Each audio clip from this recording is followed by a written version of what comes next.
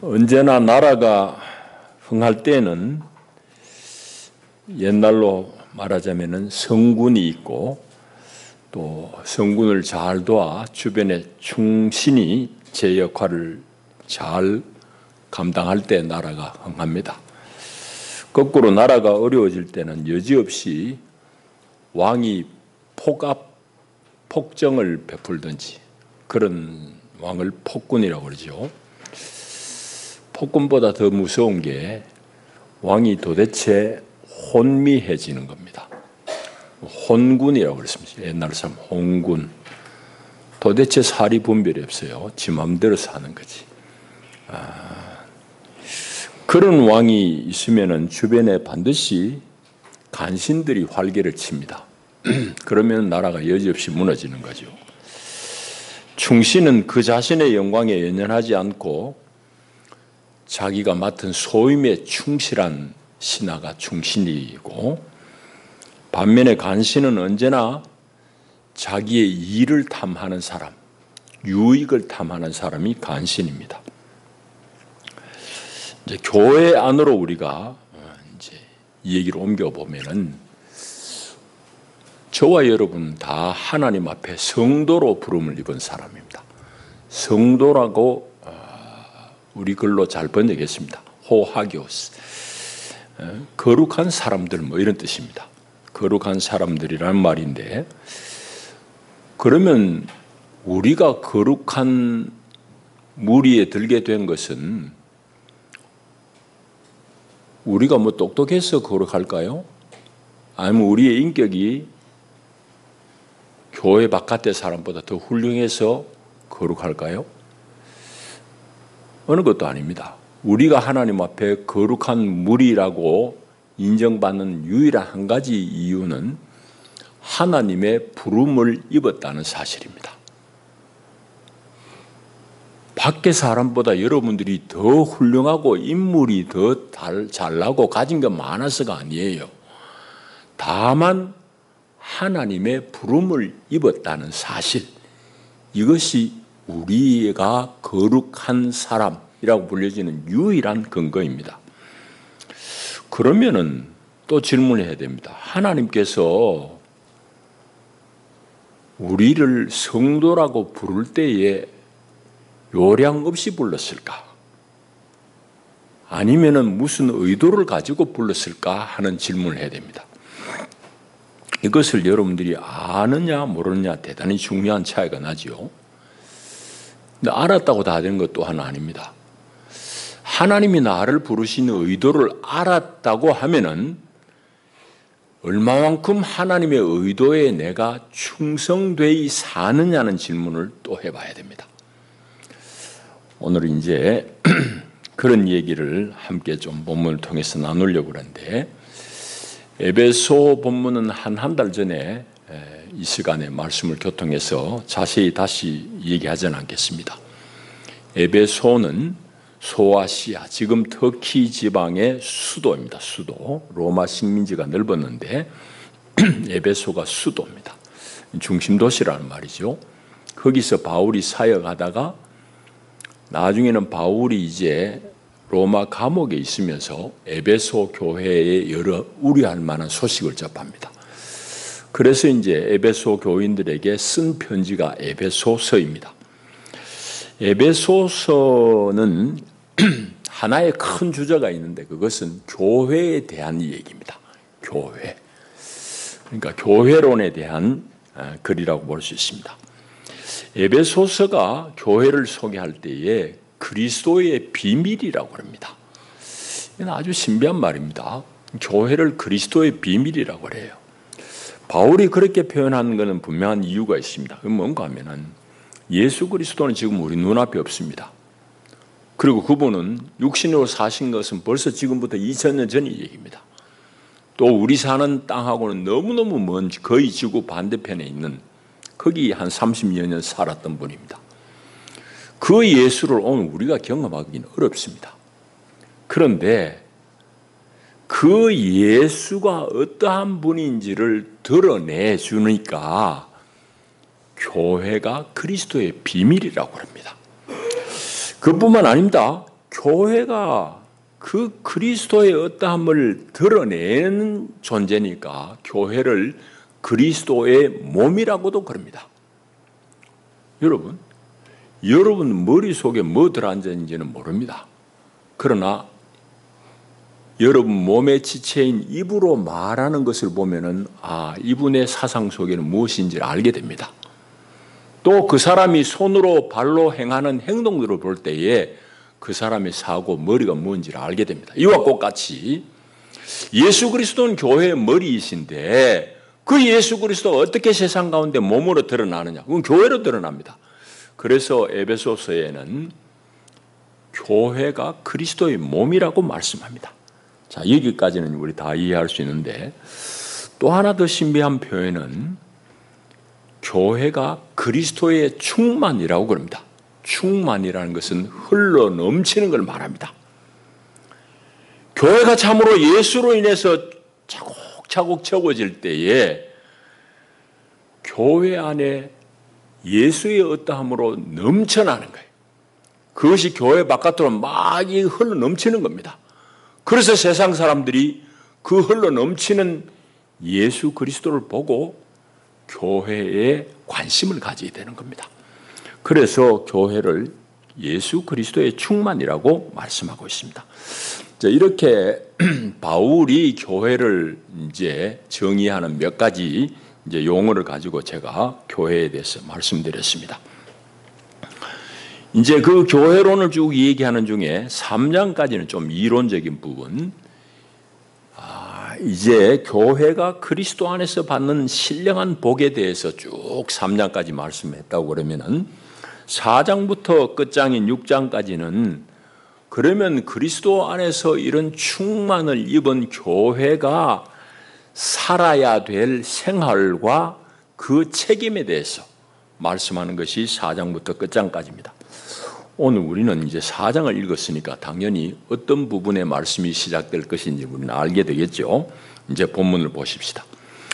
본문은 교회 생활에 대해서 말씀하고 있는 4장부터 6장까지 나오는 말씀 중에 첫째 부분입니다. 자, 그래서 무언가 지금 바울을 통해서 하나님께서는 교회가 이런 삶을 살아야 된다, 이런 책임을 져야 된다는 말씀을 하시는데 그 첫 부분 1절을 잘 읽어보면 알 수 있습니다. 그래 1절을 보게 되면 부르심을 받은 일에 합당히 행하라는 말씀으로 시작됩니다.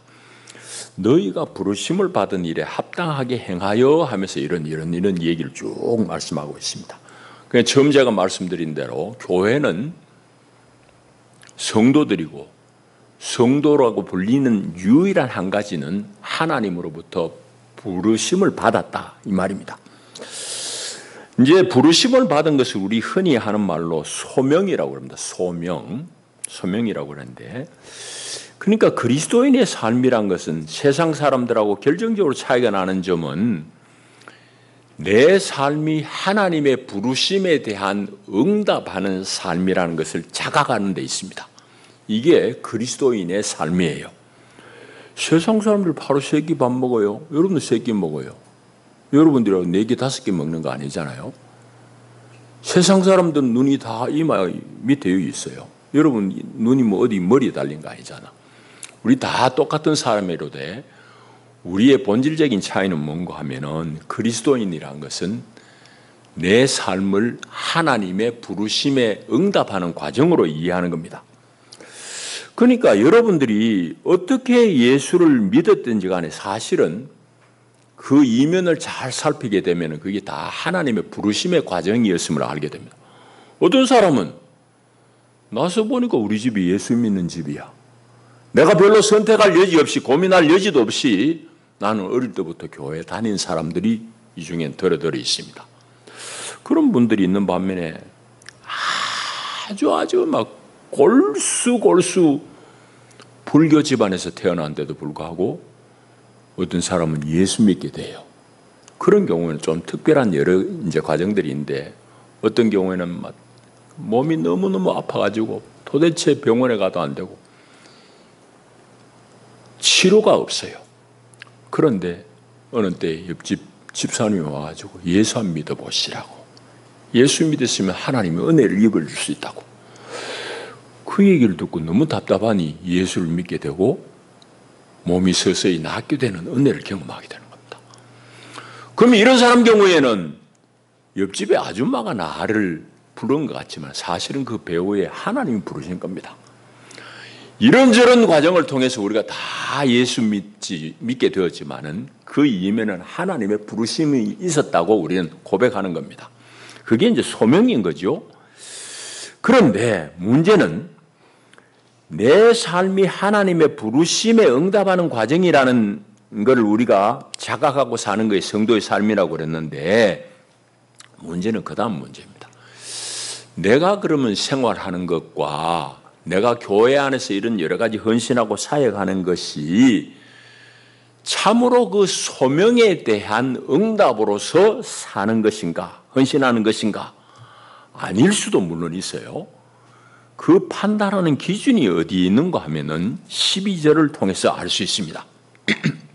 12절을 보면 앞에 이제 11절에 여러 이제 이런 사역자로 하나님 부르셨다 했는데 그렇게 이 사람 이렇게 사역자로 부르신 이유는 12절에 성도를 온전하게 하여 봉사의 일을 하게 하며 그리스도의 몸을 세우려 하심이라 했습니다.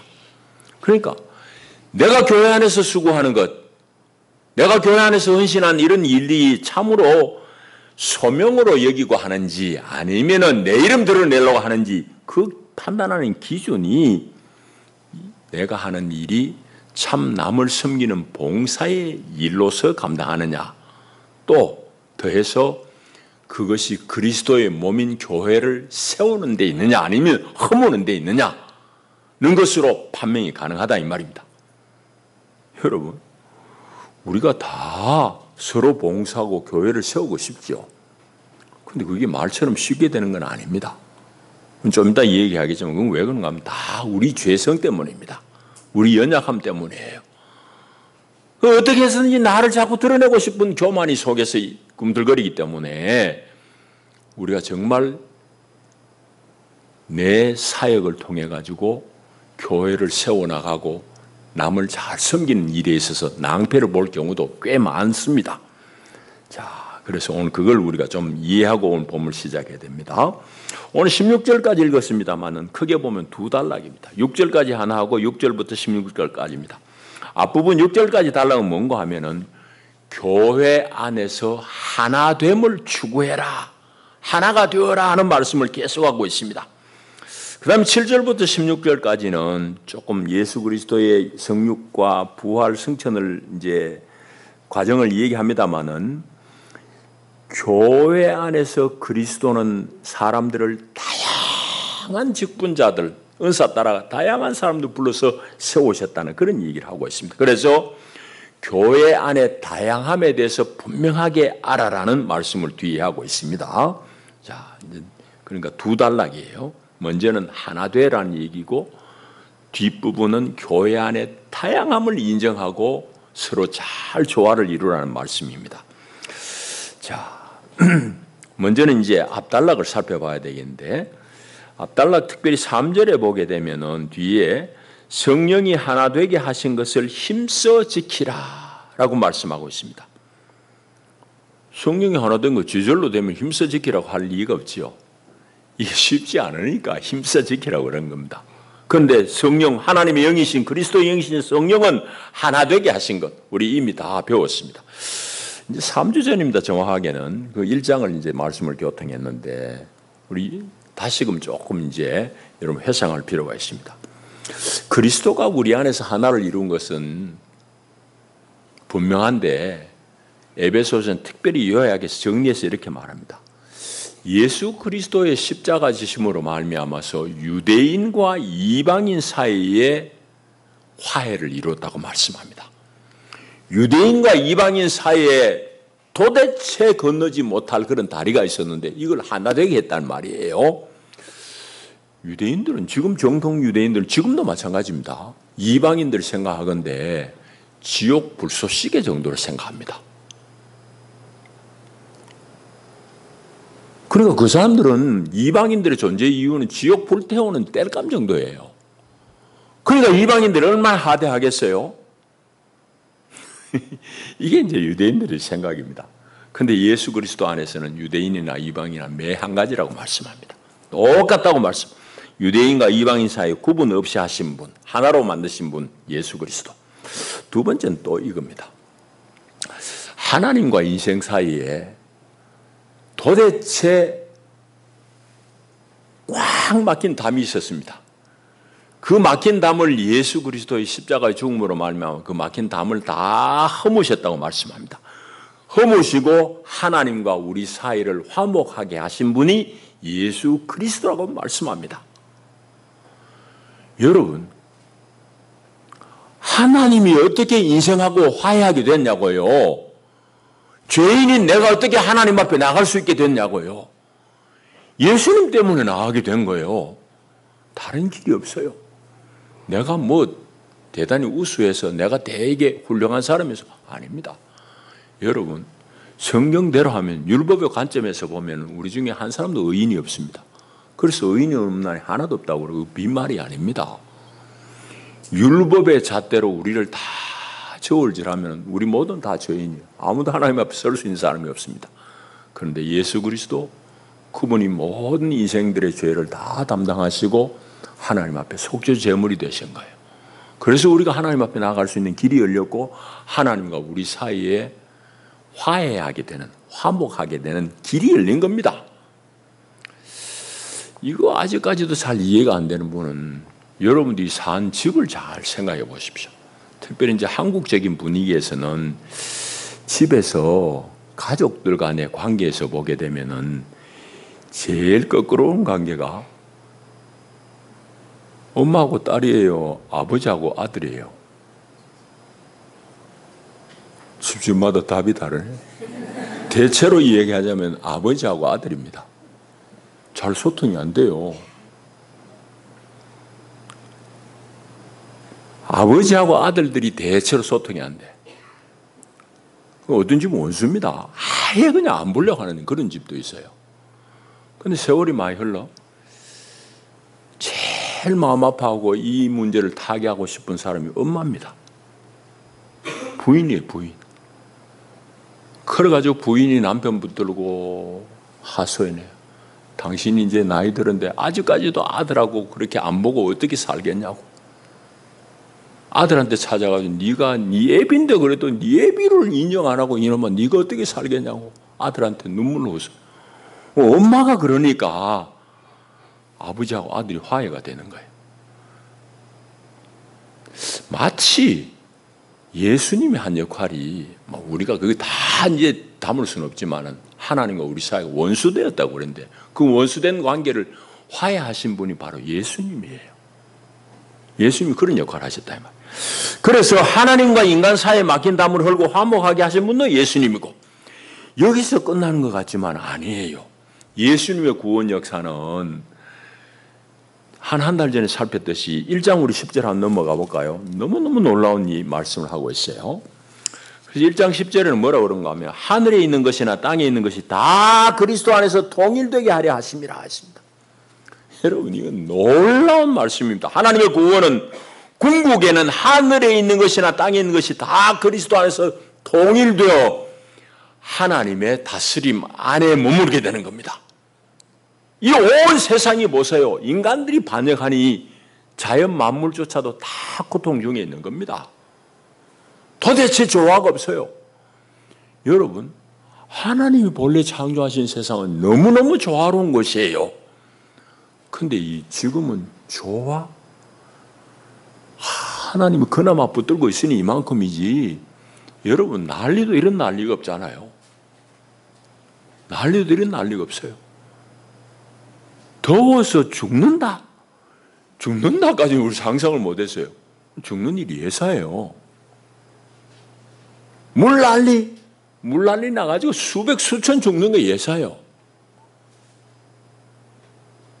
지진이 나가지고 그냥 온통 무너지고 옛날에 상상하지 못할 이런 일들 우리 겪고 있습니다.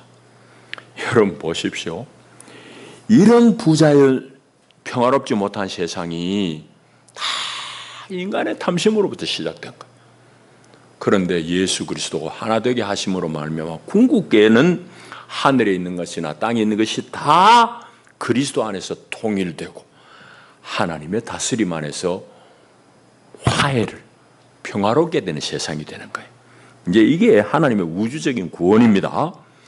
그래서 그리스도인의 소명이란 것은 이 온 천하 만물이 그리스도 예수 안에서 하나됨을 이루어가는 이 일에 내가 부름받았다는 것을 알고 그 일에 내가 동참하는 겁니다. 각자의 분야는 다르지요. 그러나 크게 보면 우리가 다 그 일에 동력하는 거예요.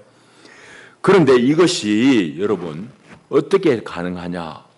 결코 쉬운 일이 아니에요. 왜? 아까 우리 죄성, 우리 탐심 때문이에요.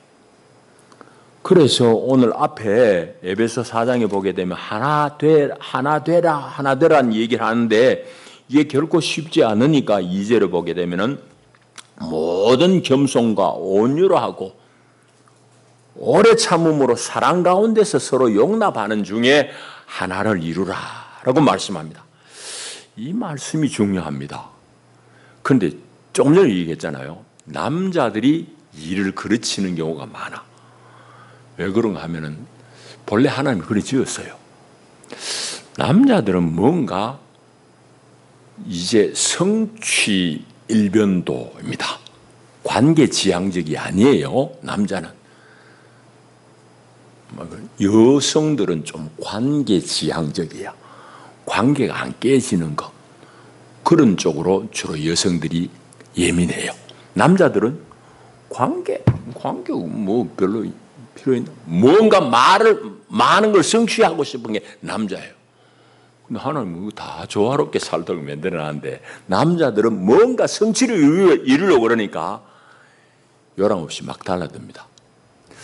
그러다 보니까 집안에서도 남자들이 일을 거르치는 경우가 거기서 생깁니다. 밖에서 남자들이 생활하는 건 다 조직이잖아요. 공직에 있든지 회사에 있든지 다 그 조직이에요. 조직은 앞으로 나란히 뒤로 돌아. 그게 조직이에요. 뒤로 돌아면 돌아야지. 안 돌면 뭐가 날아가는데. 다 그래야 밥 먹고 사는 거야. 근데 남자들이 착각하는 것이 그 조직 속에 생활하던 것을 집에 와서 하려고 합니다. 밖에서는 과장하던 사람이 집에 오면은 회장 놀아달라고 합니다. 부인을 향해서 회장, 자식을 향해서도 회장. 이제 어릴 때는 그게 먹혀 들어가요. 근데 이제 세월이 흐르면서 역전이 되기 시작합니다. 황혼 이혼이 왜 많이 생기죠? 부인이 이제 에이 뭐 한번 해보자. 자기도 살만한 집안이 다 있어요. 그래가지고는 이제 더 이상 내가 당신 종노릇 못하겠다는 얘기지. 나를 대접해달라는 얘기 아니에요. 황혼 이혼이. 아이들도 마찬가지. 머리 굵어지면서 아버지 마음대로 내가 꼭 해야 되냐고. 난 이렇게 생각하는데 이러고 앉은 거예요. 그러니까 남자들이 착각하는 것이 조직같이 가정을 다스리려고 하기 때문입니다. 여러분 가정은 조직이 아니올시다. 성경의 용어대로 하면 가정은 유기체입니다. 유기체. 조금 더 쉬운 말로 하면 몸입니다. 몸이란 것은 얼마나 예민해요.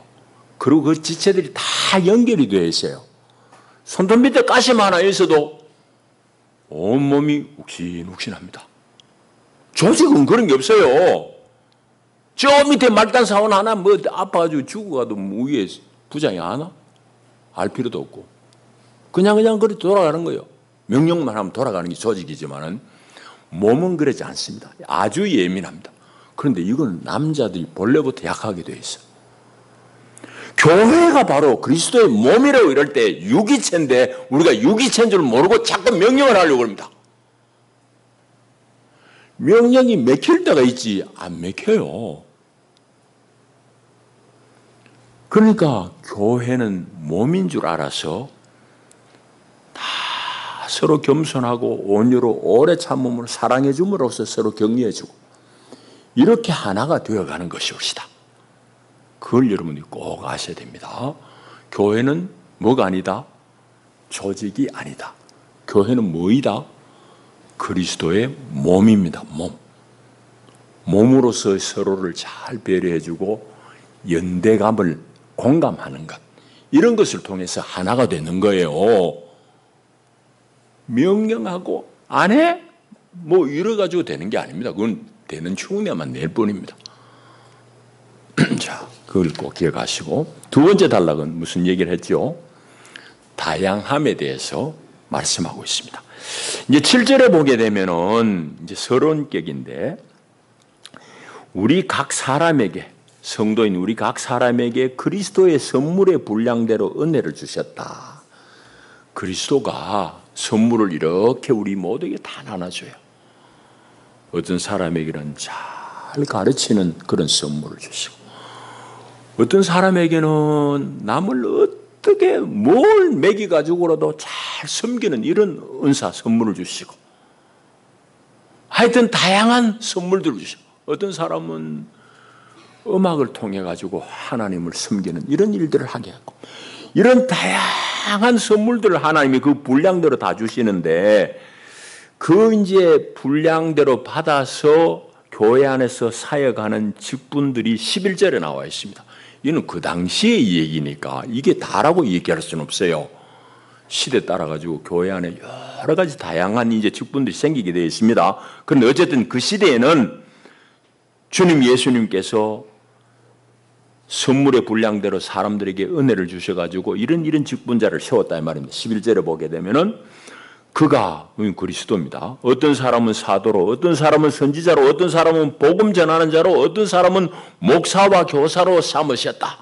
이런 직분자들 다 세웠다 이 말입니다. 그런데 그거는 방금 얘기한 대로 예에 불과하고 전부가 아니라는 얘기입니다. 어쨌든지 다양한 직분들을, 다양한 은사들을 세운 이유는 결국은 뭐냐? 그 부름의 소망을 이루기 위함이에요. 그것의 핵심이 뭔가 하면은 그리스도의 몸을 세움입니다. 그리스도의 몸, 교회를 세우는 거지. 교회를 건축하는 거지. 이게 뭐 철근 교회당을 얘기하는 게 아닙니다.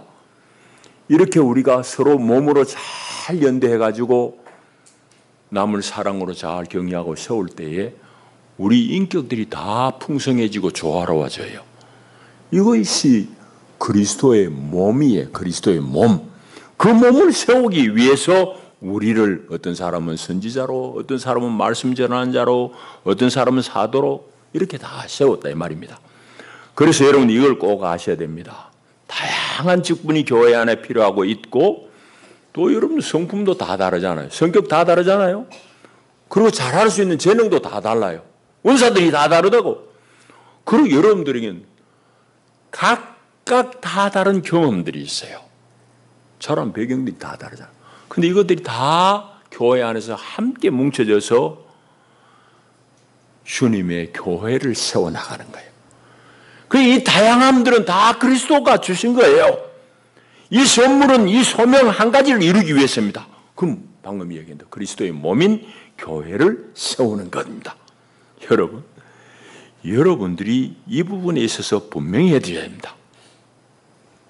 그래서 남을 세우고 자신이 세워져 나가는 것이 어느 정도까지냐? 그리스도의 장성한 분량에 이르기까지. 그리스도의 장성한 분량이 충만한 데까지 이르러야 되는 거예요. 이게 아주 이상적인 교회의 모습입니다. 여러분들이 다 이런 교회를 이루는데 잘 쓰임받기를 축복합니다. 이거 꼭 기억하셔야 돼요.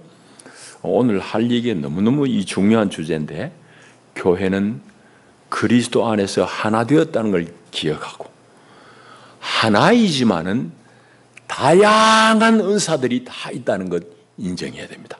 자, 그 얘기고. 또 하나 양념같이 빠지지 않는 얘기가 있습니다. 그건 이제 13절, 14절인데, 교회를 온전하게 세워가는 데 있어서 반드시 기억해야 될 것, 분별할 줄 아는 훈련이 필요하다는 얘기입니다. 무슨 얘기인가 하면은 교회 안에는 예나 지금이나 마찬가지입니다. 거짓된 가르침이 있습니다. 거짓된 교사들이 있습니다. 그걸 조심해라는 얘기입니다. 14절에 보면은 우리가 이제부터 어린아이가 되지 아니하여 사람의 속임수와 간사한 유혹에 빠져 온갖 교훈의 풍조에 밀려 요동하지 않게 하려 함이라. 교회를 요동하게 하는 놈이 있어. 누가요? 그 배후에는 마귀가 있는 거지. 그런데 거짓 교사들을 통해서 거짓 가르침을 통해 가지고 교회를 뒤흔드는 거야. 이 시대 거짓 교사들은 바울 서신에 늘 공통적으로 등장하는 게 뭐라 했지요? 율법주의자들. 예수 잘 믿는다고, 예수 믿어야 된다고. 그런데 부족한 거 있어요. 당신 할례 꼭 받아야 돼. 당신 예수 잘 믿는다고. 그런데 당신이 절기도 지켜야 돼. 뭐 이러고 앉은 겁니다. 그런 사람들이 율법주의자들이에요. 율법주의 교사들이에요. 그 사람들이 교인들을 자꾸 흔드는 겁니다. 또 한 가지는 영지주의적인 교사들, 영지주의 교사들. 이 사람들이 뭐라고 그랬죠? 우리가 하나님의 비밀한 지식을 우리가 다 전수받았는데 그게 중요하지. 이제 우리가 그 지식만 있으면 세상에 사는 거 그거 신경 쓰지 말라고. 구원의 비밀한 지식만 가졌으면 됐지. 세상에 뭐 그런 거 신경도 쓰지 말라고. 세상이 뭐 죽이 되든지 밥이 되든지 너희들은 그 비밀한 지식만 가지고 있으면 됐다. 뭐 그런 겁니다. 이것도 한국의 신령한 교회가 주장하는 바가 그런 이유와 비슷합니다. 이와 같이 교회의 성도들을 요동케 하는 거짓 가르침이 있듯이 오늘 우리도 거짓 가르침에 대해서 분명해야 됩니다. 이것에 대한 강조는 아무리 지나쳐도 아무리 강조해도 지나침이 없습니다. 오늘 교회가요, 보세요. 뭐 그냥 대단한 것 같지만 전부 허상이에요, 허상. 흔들면 자빠집니다. 흔들면 자빠요. 그러니까 그거에 뭐 노회장, 총회장 가릴 거 없어요. 자빠지는 데는 너나 없이 막 자빠집니다. 내면이 든실하지 못하기 때문입니다. 복음에 분명하지 못하기 때문이에요. 그래서 그 온갖 잘못된 교훈의 풍조에 밀려가지고 요동하지 말아라는 얘기를 하고 있습니다. 이제 말씀을 맺겠습니다. 오늘 우리의 온 삶은 하나님의 부름에 응답하는 과정입니다. 그리고 여러분 신앙생활 마찬가지입니다. 하나님 앞에 다양하게 다 부름을 입었어요. 무엇을 위해서? 그리스도의 몸인 교회를 세우기 위해서.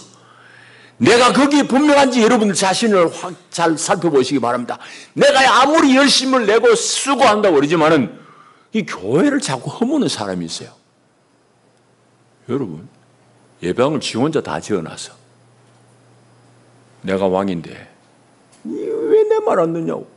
그 교회를 허물고 그 예배당만 남아있어요.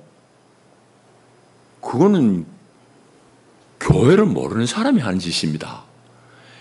비유컨대 그런 대단히 극단적인 예가 있지만은 우리가 다 그런 잘못에 빠질 수 있어요. 내가 제일이고 내가 제일 수고하는데 니 내 말 안 들을래? 그겁니다. 그건 다 무너뜨리는 거예요. 아닙니다. 교회는 그리스도의 몸입니다. 연약한 사람 우리 가운데 있는 것은 세상 가운데 위로받을 수 없는 사람 우리가 다 그리스도의 마음으로 그가 교회에 와서 위로받고 함께 격려받고 세워지도록 부른 것이고 잘난 사람은 잘난 대로 이 안에서 와서 그리스도의 은혜를 깊이 자각하고 내 잘난 게 내가 똑똑해서가 아니구나. 하나님의 은혜구나. 내 거를 흘려내려가지고 연약한데 다 쓰임받게 하고 이런 것들이 다 교회 안에서 되어져야 될 일들이에요.